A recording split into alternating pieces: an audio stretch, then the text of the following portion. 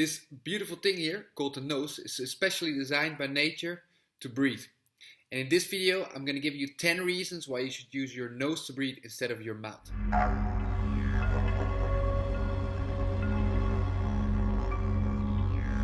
When you inhale with your nose, nitric oxide has been added to the air. That happens in the sinuses, and that's the hollow part behind your nose. Nitric oxide is making sure that your blood pressure is going down and the blood flow to your organs is going up. The brain is scanning the air that comes into the lungs, and when the air is not warm enough, it will warm it up so it doesn't pass to the lungs too cold, because this can cause problems as well. When you use your mouth to breathe, that won't happen.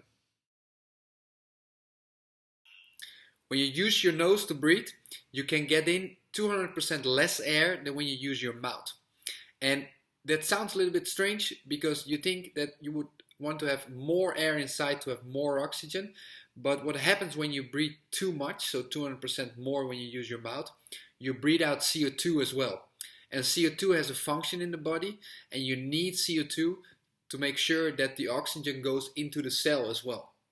So when you have less CO2 in your body, you will have less oxygen into the cells as well, and less energy. Nasal breathing will give you more oxygen, and more oxygen will make sure that you have more energy and you're more vital.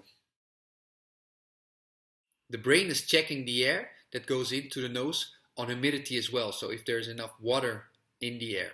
Because you want the air that goes into the lungs to have enough water to make sure that the little blood vessels that are in the lungs are able to get the oxygen out of the air.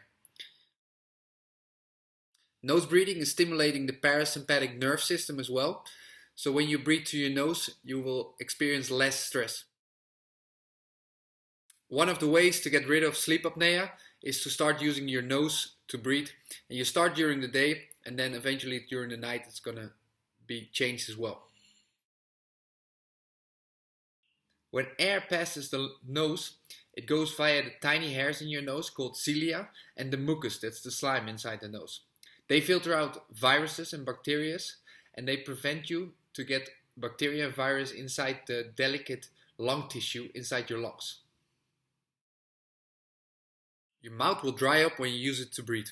Saliva is getting less, and saliva is making sure that bacteria are killed and acids are neutralized. So mouth breathers have a bigger chance on smelly breath and dental problems.